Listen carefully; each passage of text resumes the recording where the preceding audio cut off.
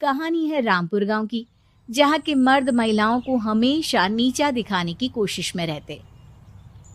अरे अभी तक खाना नहीं आया, क्या मुझे एक और शादी करने की जरूरत है? नहीं जी नहीं, ऐसा मत करना, वरना मैं कहाँ जाऊंगी। खाना लेकर मैं अभी आई जी। गांव की पंचायत में भी फैसले हमेशा औरतों के खिलाफ ही रहते। मैं जो फैसला सुनाता हूँ वो भगवान की आज्ञा होती है। इस लड़के ने अपने मन से शादी करके अच्छा नहीं किया। लड़के को घर भेज दो और इसकी शादी इसकी जाति की किसी लड़के से करवा दो। लेकिन ये लड़की, इसे तो गांव के बाहर निकाल दो। नहीं नहीं जमींदार साहब, ये क्या बोल रहे हैं? ऐसा नहीं हो सकता। मेरी बेटी मासूम है, इसे अच्छे बुरे की समझ नहीं है। अरे कहाँ जाएगी ये बेचारी? कहाँ जाएगी? इतनी चिंता है तो पूरे परिवार का गांव निकाला कर देते हैं। बेचारे पूरे बसे बसाए परिवार को गांव छोड़ना पड़ता है। चाहे जो हो, अगर बेटियों को कंट्रोल नहीं कर सकते तो गांव में रहने का कोई मतलब नहीं है। यहाँ औरतों को दब कर रहना होगा। कोई भी अपने हिसाब से कुछ नहीं कर सकता, सब ईश्वर की मर्जी से ही होगा। तभी गांव का एक आदमी दौड़ा दौड़ा आता है। सरपंच साहब, जमींदार साहब, वो कालिया है ना, उसकी बेटी पढ़ने के लिए शहर जा रही है। अच्छा, ये कब हो गया? और कालिया की हिम्मत कैसे हो गई ऐसा करने की? लेकर आओ उसे और उसकी बेटी को।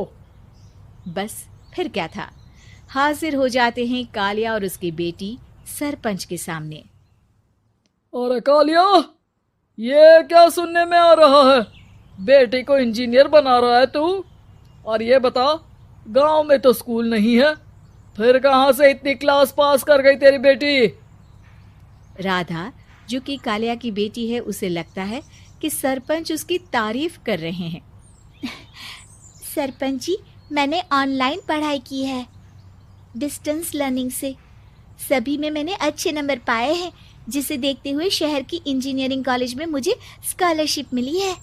वाह जी वाह, क्या होती है ये? पहले तो ये बताओ, फिर आगे की बात करते हैं। पूरा गांव राधा की बात सुन रहा था और राधा बोलती जा रही थी।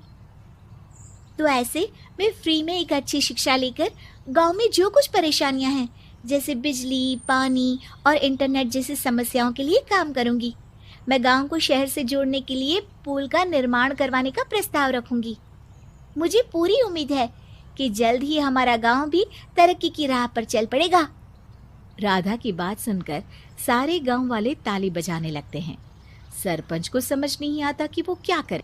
चुप रह नादान लड़की, गांव के खिलाफ जाने के लिए तुझे गांव से बेदखल कर दिया जाएगा, वो भी पूरे परिवार के साथ। और हाँ, अगर ठीक से गांव में रहना चाहती है तो ये पढ़ाई लिखाई छोड़ दे। हम तेरे लिए गांव का कोई होनहार लड़का देखेंगे। तभी गांव का एक आदमी बोल पड़ता है। अरे नहीं नहीं सरपंच जी, राधा बिटिया जो बता रही है, अगर वैसा हो जाए तो हम लोगों को पैसा कमाने के लिए बाहर नहीं जाना पड़ेगा। हाँ जी, और ना ही कोसों दूर पानी के लिए भटकना पड़ेगा। हमारे बच्चे भी अच्छी पढ़ाई कर सकेंगे और आगे बढ़ेंगे, ना कि हमारी तरह खेती करते बैठेंगे। क्यों गांव वालों, राधा बिटिया का साथ देना चाहिए ना। सरपंच देखता है कि गांव राधा के साथ है तो वो चुप हो जाता है। वो घर आकर अपने सलाहकार से बात करता है, जो बहुत ही चालाक किस्म का इंसान होता है। अरे सरपंच साहब, आपको बहुत ही होशियारी से काम लेना पड़ेगा। एक बार गांव तरक्की कर गया, यहाँ के बालक पढ़ लिए तो कोई ना पूछेगा आपको। और फिर ये जो बेटा और बेटी है ना आपके, इनको भी आम लोगों की तरह ही जीवन जीना होगा। हाँ, लेकिन करे तो क्या करे? वो ना आप मुझ पर छोड़ दीजिए, बस मैं जैसा बोलूं करते जाइए। अगले रोज सुबह जब गांव वाले सोकर उठते हैं तो राधा के घर के बाहर और साथ ही वो लोग जिन्होंने राधा का सपोर्ट किया था, उनके घर के आगे लाल रंग से कल आऊंगी लिखा होता है। कल आऊंगी, यह क्या होता है? अरे यह तो खून से लिखा है, लगता है कोई भूत प्रेत या चुड़ैल का साया है। चलो सरपंच जी के पास चलते हैं। सभी सरपंच के पास जाकर उसे सारी बात बताते हैं। अरे ये तो बड़ी मुश्किल की बात है। चलो मैं एक बाबा को जानता हूँ, उन्हें बुला लेता हूँ। सरपंच बाबा को लेकर गांव के घर के बाहर जाता है। ओहो, तो ये वो चुड़ैल है जो उन लोगों को निशाना बनाते हैं जो गांव को बदलने का सपना देखते हैं। वो गांव को ऐसे ही संपन्न देखना चाहती है, वो नहीं चाहती कि कोई बाहरी यहाँ का कायाकल्प करे। क्या तुम लोगों में से किसी ने गांव को बदलने की सोच रखी है? तभी राधा की माँ रोते रोते आती है। मेरी राधा घर से गायब हो गई है। अरे कोई तो बचाओ, मेरी बच्ची कहाँ गई?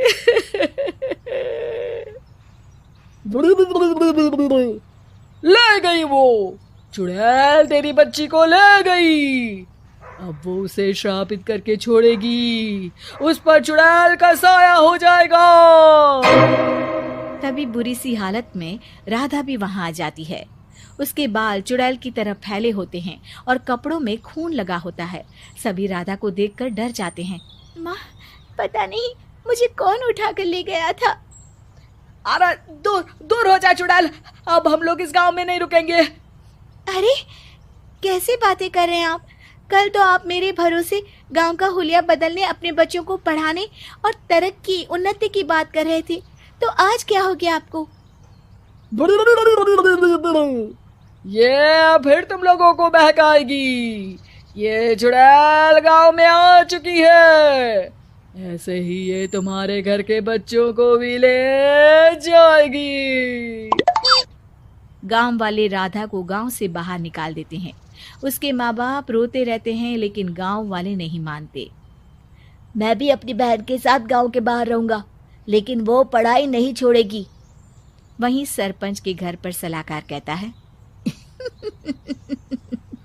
देखा, सांप भी मर गया और लाठी भी नहीं टूटी।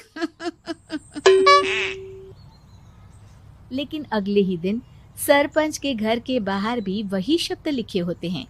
और फिर सरपंच की बीवी कहती है, हमारी बेटी को किसी ने अगवा कर लिया है। तभी राधा का भाई वहां आ जाता है। अरे गांव वालों, मैंने सरपंच जी की बेटी को देखा था। वो चुड़ैल उसे उठाकर ले जा रही थी। अरे क्या मजाक कर रहे हो? नहीं नहीं सरपंच जी, आप नहीं जानते। वो चुड़ैल अब आपकी बेटी में आ जाएगी, जैसे राधा के अंदर आ गई थी।